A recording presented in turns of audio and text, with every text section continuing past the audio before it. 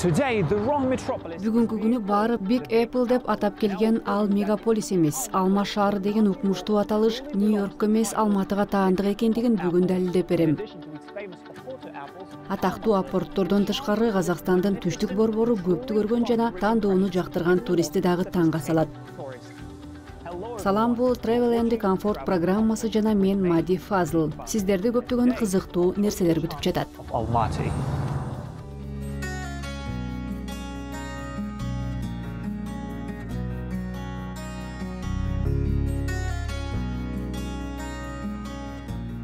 Алматы тааныштырууга муктаж эмес. Ал арымдуу мегаполис Казакстандын экономикалык, финансылык жана маданий борбору боюнча калууда. Өлкөнүн эң жыш жайгашкан шаары жана өзүнүн өзгөчө саясий атмосферасы бар. Биздин 25 мүнөткө созулган программабыздын жүрүшүндө шаардын бардык туристтик жайлары тууралуу айтып берүүгө жетише албастыгыбыз түшүнүктүү. Ошондуктан түштүк борбор калаада сейилдөөнү биз бир нече баскычка бөлүп алдык. Бүгүнкү чыгарылышыбызда Алматынын эко туризми тууралуу сөз кылабыз. Биздин саякатыбыз болсо Медеу капчыгайында орун алган отелден башталмакчы.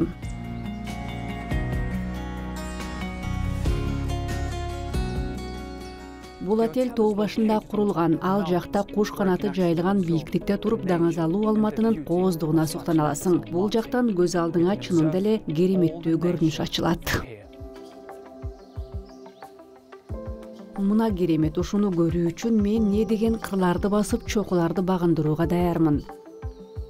Кооздугунан дем жетпей кетет, туура айтамбы? Эко отелден бир нече кадам алыстыкта Медеу бийик тоолуу муз аянты жана Чымбулак тоо лыжа курортуна алып барган асма жол орун алган. Бул кереметтүү жайларга кыш мезгилинде келип көрсөтүп кетүүгө сөз берем. Азыр болсо бизди күздүн сары алтын жамынган тоо койнундагы эри күйүү күтүп турат.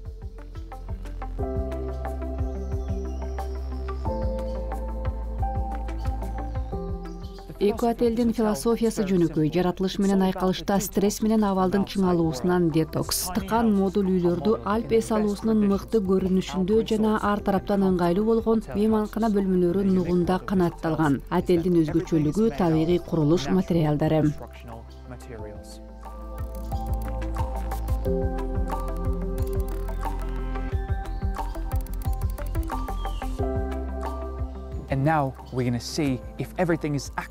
Азыр биз чынында эле баары табигый материалдардан жасалганбы же жокпу, ошону текшеребиз. Бөлмөгө өтүп, баарын өз көзүбүз менен көрөлү. Кеттик эмесе, ичинде эмне бар экенин көрөлү. Бул отель толугу менен экологиялык жактан коопсуз материалдардан долбоорлонгон. Анын дагы өзүнө комфорт менен скандинав стилин айкалыштырган. Келген меймандарга панорама терезелери менен ыңгайлуу болгон 16 номер сунушталат. Ал терезелерде жаратылыштын кереметтүү көрүнүшү ачылат. Ар бир үйдө өзүнүн фин саунасы бар. Отелдин жасалгасы колго кармоодо жагымдуу болгон материалдар жана түстөр менен айкалышкан. Керебети кандай жумшак, терезеден ачылган көрүнүшкө байкоо салгылачы.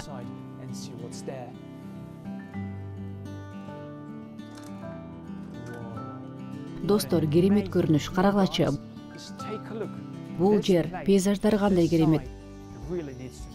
Муну өз көзүңөр менен көрүшүңөр керек.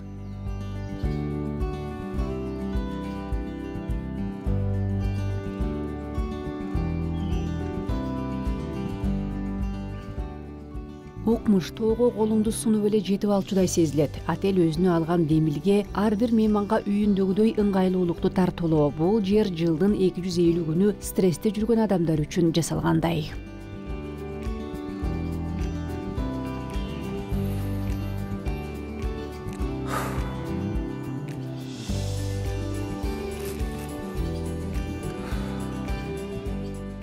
Аутентикалык эко отель чоң шаар ызы чуусу жана кымкоотунан толук арыла алган жерде тургузулган. Бул жерде жаратылыш кучагында денеңди жеңил кармап жай турмуш сүрсөң болот.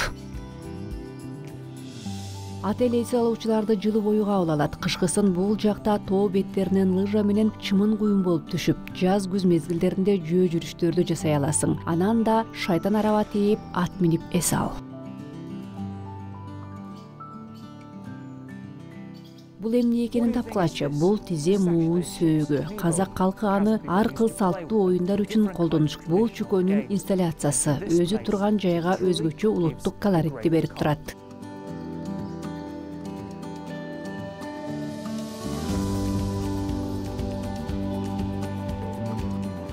Кожо оюндарынын ой чабытында тейлөөнүн люкс деңгээлиндеги отелди кереметтүү жердин көркүн бузбастан жергиликтүү табиятка айкалыштыруу болгон. Ал демилге ишке ашкан. Бүгүнкү күнгө карата эко отель азыркы адам үчүн кол тийбеген бийик тоолуу сулуулуктун комфорт менен айкалышкан берметтеринин бири.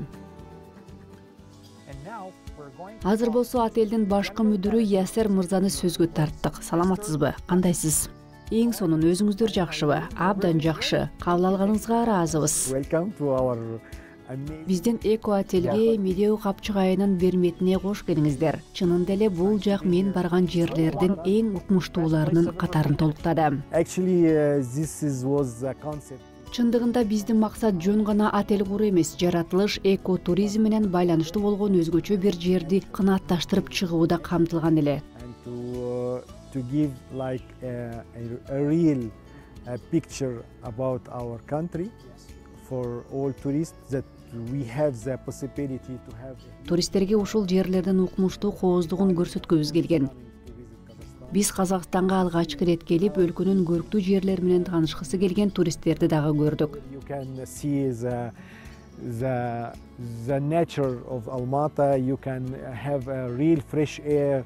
You can reload your mind to somewhere out of the city, out of the stress, out of everything. So толук комфорттуулукта болуу менен сиз жаратылышка кол тийгизип, таза абадан дем алууга, шаар четине чыгып, ой топтоп, стресстен арылууга толук мүмкүнчүлүгүңүз бар. To go out of everything. Tell us about the clients. Мына ошол туристтер тууралуу айтсаңыз, сиздин меймандар кимдер? Who is your audience? We are focusing in all. Иш жүзүндө биз казакстандык жана чет өлкө туристтерине ыкташтырылганбыз.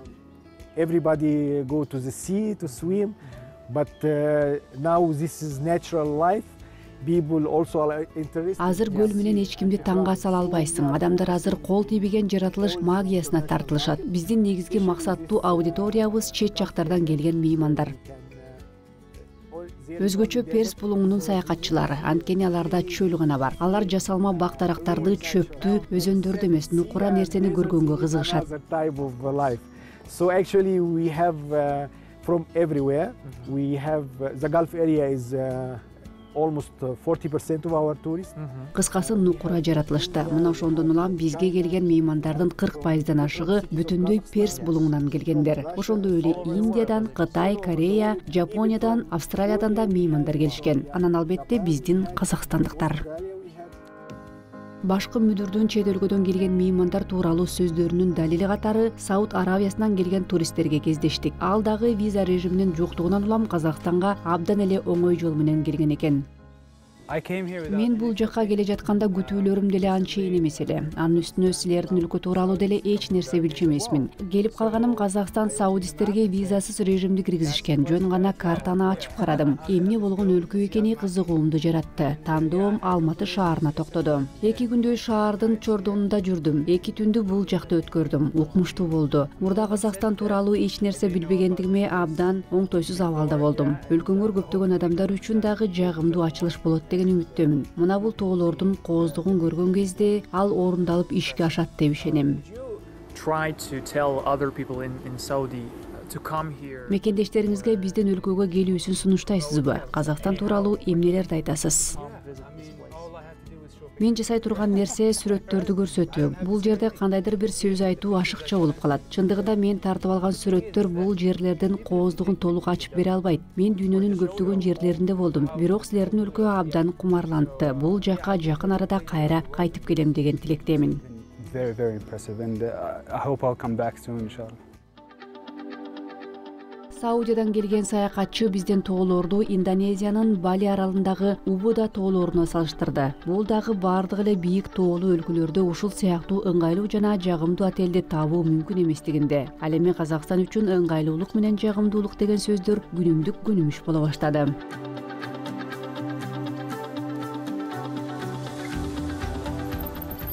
Эмне демекчимин, шайтан арабада катуу жүрүп келгенден кийин мыкты тамактанууга учур келди го. Азыр көрө турган нерсени сиздин ой чабытка дүрбөлөң салат деп сөз бере алам.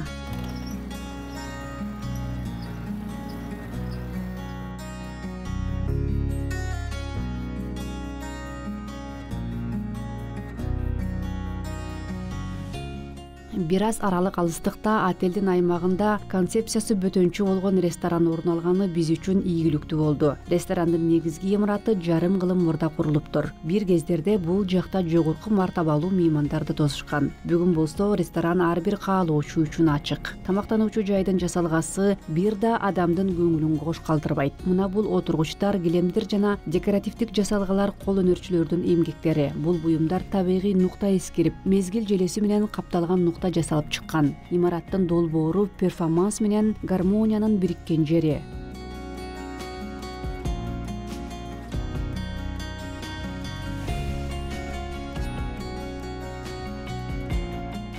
Анан алардын тамактарын эмне ушунчалык чүйгүн кылат деген суроо сиздерди кызыктырып турса керек. We are neo-nomad cuisine. First of all, we took from our. Эң оолу бизде нео көчмөн ашкана. Биз тамак жасоо ыкмаларын бабаларыбыздан алганбыз. Отту көп колдонобуз. Биздин дээрлик ар бир тамагыбыз ачык от алдында жасалат. Ошондой эле ферментацияны дагы бабаларыбыздан көчүрүп алганбыз. Анткени биздин бабаларыбыз көп ферменттеп келишкен. Ал тамакты узакка сактаганга мүмкүнчүлүк берген. Аны дагы жаңы даамдарды таап, нукура даамдарды өркүндөтүү үчүн колдонуп жатабыз. Рестораныбызда жада калса ферментациянын башкы ашпозчусу да бар. Ал жигит баарын бактериялар жана алардын аркыл түрлөрү менен ферменттеп келет. Different species of them. Ата мекенден чыгарылган нукура азыктарды колдонууга артыкчылык берилет. Тамактарды жасоо үчүн пайдаланылган кошулмалардын болжол менен 90% жакын жайгашкан аймактардан алынып келинет. Коктейлдер тууралуу дагы ошондой деп айта алабыз. Алардын курамына жергиликтүү жашылчалар менен кошулмалар пайдаланылат. Суусундуктардын олуттуу бөлүгүнүн аталыштары атактуу түрк инсандарынын ысымы менен аталса, экинчи бөлүгү жергиликтүү уламыштардан алынган. Мен болсо куби коктейлин ичип көрдүм. Анын курамына көптөргө кымыз катары белгилүү болгон бээ сүтүнөн алынган бал муздак кошулат. Yeah. Okay, I got it. Tastes good. Чынында эле абдан даамдуу. If you're a lover. Эгер сиз коктейлдерди жана адаттан тыш суусундуктарды сүйсөңүз, анда сөзсүз түрдө келип сынап көрүшүңүз керек. You should definitely try it because it has its traditional, unique way, and also it has this Бул жерде улуттук салттуу тамак аш менен заманбап нео тамактардын симбиозу. approach towards making cocktails. Биз кубанычтабыз.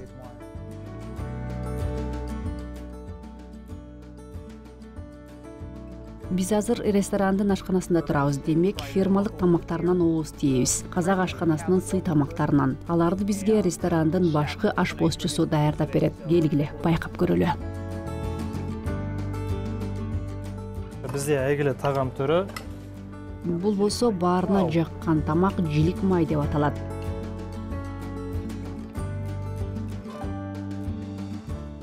Алатайы миште даярдалат, бирок ага чейин жарым саат туздуу сууда чыланып турат. қос бер пешімізде пісіп шығады.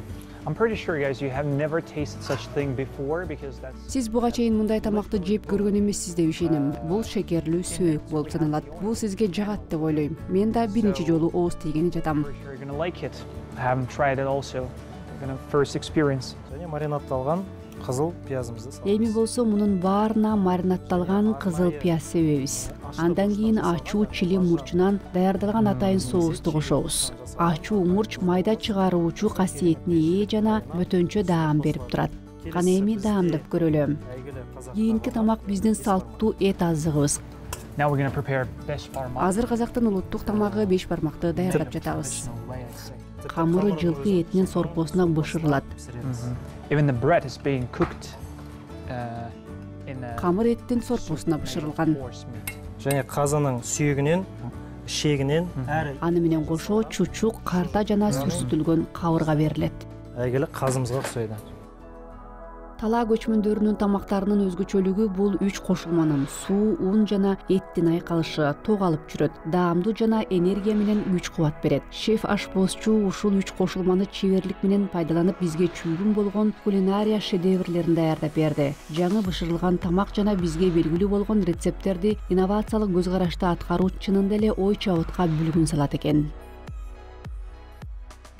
Now, this is the most interesting part for me. Анан дагы мен үчүн ушул тасма тартуунун эң жагымдуу бөлүгү дегустация. Эмесе биздин досубуз мына жаңы гана даярдап берген эт менен пирогдон баштайын. Үстүнө бир аз соус куябыз жана даамдайбыз. And try it. It's so Бул такыр бөтөнчө болууда. Ичинен ал мына мындай көрүнөт. Take a look inside. So tasty though.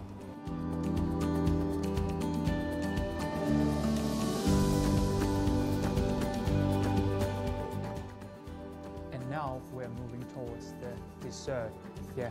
Эми болсо десертке өтөлү. Азыр болсо мына бул карамелдештирилген алманы жейбиз. Кыскача айтканда, алманы эмнеге чоң алма деп атаган себебине токтолсок, бул жакта алманын ар кыл сортунун мекени болгондуктан демекчибиз. Ал мөмүнүн ар түрлөрү менен алма фестивалына барып таанышабыз, бирок ал эртең. Азыр болсо бул даамдуу таттуу тамактан кумарлануу учуру, укмуштуу керемет.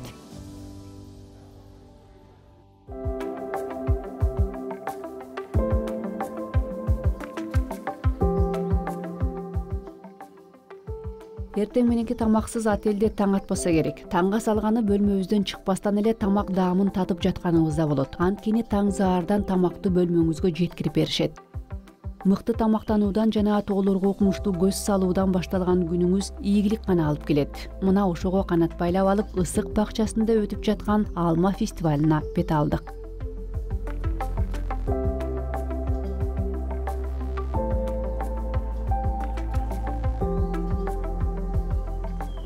Here it is, the famous Almaty port. Мына бул Алматынын атактуу апорту, жытынын укмуштуулугу, көлөмү дагы суктантат. Мен айттым эле го, Big Apple биз жөнүндө айтылган. Келгиле жеп көрөлү. Let's try it now. Укмуш.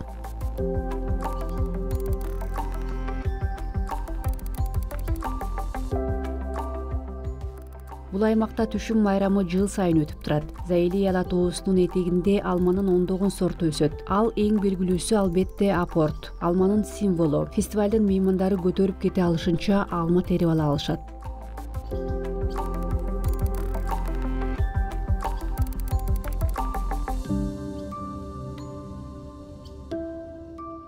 So could you tell us more about the festival? Фестиваль тууралуу айтып бере аласызбы? Ал жылына канча жолу өткөрүлөт? It's only one time a year, but Иш-чара жыл сайын өткөрүлөт. Сезон аягына айында башталып 9 айында аякталат. in beginning of Аба райынын шартына жараша биз алма терүүнү ар аптада өткөрүүгө аракет кылып келебиз. the end of the October. Everything depends on the weather. Жыл сайын өткөрүлүп келген алма майрамынын катышуучулары менен меймандары тууралуу билгибиз келип турат. Of course, it's people from Almaty. Негизинен алар Алматы шаарынан, Капчыгайдан жана Исика жакын жайгашкан шаарлардан келгендер. Бирок чет мамлекеттерден келген туристтер дагы көп. Аларга алма терүүнүн жүрүшү кызыктуу. A lot of foreign tourists also, because they want to see our apples and they want to see how we grow it. Өздөрү дагы тергенди каалашат. Алардын өсүп жаткан шарттары кызыктырат. Деги эле алма деген кайдан алынары, алманы бактан терип алган менен аны базардан сатып алгандагы эки башка, анын өз магиясы бар. From the tree, not buy in the market. Уюштуруучулар алма багын кармаган фермерлерге меймандарды чакыруу аркылуу агротуризмди өнүктүрүүнү мерчемдеп жатышат. Алар багбандардын эмгектерин өз көздөрү менен көрүшүп, ишине көмөктөшөт деген тилекте. Өстүрүлүп алынган мөмө сатыка сыяктуу эле алкоголдук ичимдиктерди жана алкоголсуз суусундуктарды өндүрүү үчүн чийки зат катары дагы колдонулат.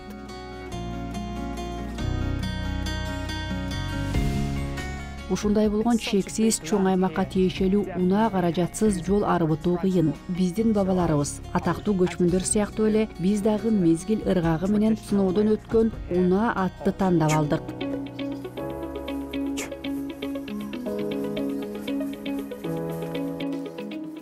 Бакча ченемсиз 400 гектарды ээлеп жатат. Мегаполистин тегереги мөмө берүүчү бакчага айланып бара жатат. Анан кантип Big Apple болбосун.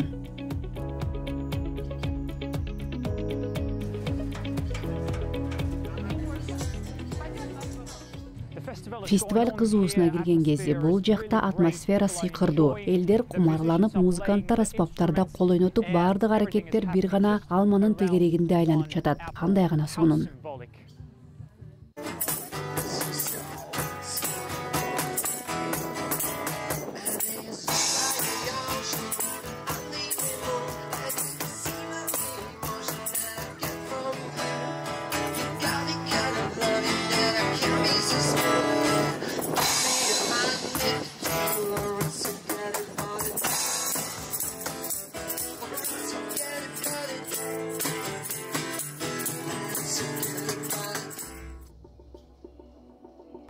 If Almaty city is mainly associated with an apple, Эгерде Алматынын бренди алма менен байланыштуу болсо, эгемендүү Казакстандын символу Эсик өзөнүнүн жээгиндеги Исик коргонунун жээгинде табылган алтын адам. let's see.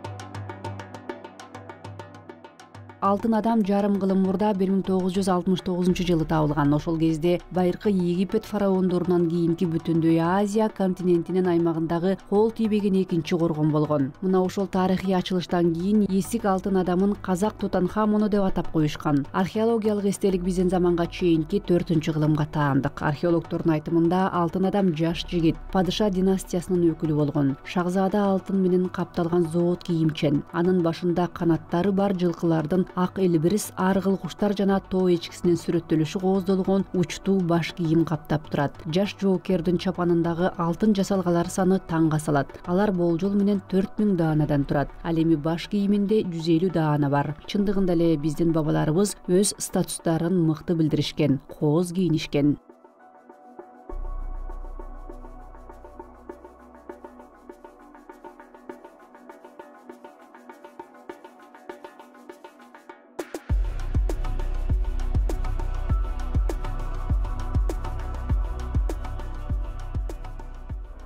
Эсиктин белгилүү жерлерине баруу менен биз табияттын башкы кооздугуна жана аймактын гана эмес, өлкөнүн сыймыгы болгон нерсеге көңүл бурбай кете алган жокпуз. Мына бул бийик тоолу шаркыратмасыз биздин эко турубуз толук кандуу ишке ашпай калмак. Аны Казакстан Рицеясы деп аташат. Ага 10 000 жыл толгон. Мен азыр Исик көлү тууралуу айтып жатам. Аба ырайынын шартына жараша көлдүн суусу түсүн изумруд түсүнөн көгүлтүргө чейин алмаштырып турат. Көлдүн пайда болуусу тоонун кулашы менен байланыштуу. Анын кесепетинен 300 метр бийиктиктеги тосмо пайда болгон. Көлдүн суусунун көгүлтүр түсү менен Исик капчыгайынын укмуштуулугуна суктануу үчүн дүйнөнүн ар кыл бурчунан көптөгөн туристтер келип турушат. Көл Алматы шаарынан 70 чакырым алыстыкта 1800 метр бийиктикте калың токой ортосунда орун алган. Бул жерде баардык жагын, көңүл жайын алган кереметтүү тынчтыкты сактап келет.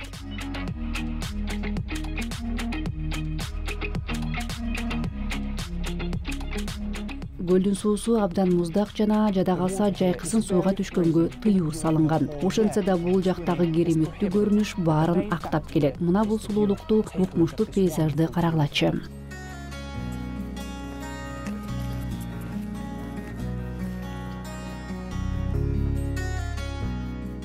Мени азыр кандай сезимдер каптап турат? Экинчи дем ачылган сыяктуу. Бул жердин абасы чындап эле дабалуу сыяктуу. Кереметтүү нирвана. Бул жер тынчтыктын оазиси сымал. Кеч кирип бара жатат. Өзүбүзгө ыраазы болуп алып, үйгө кайтып келе жатабыз. Бир аз эс алып алган соң күч топтоп өлкөбүздүн кереметтүү жерлерине сапар алып, укмуштуудай тур уюштурууга толук даярданалы.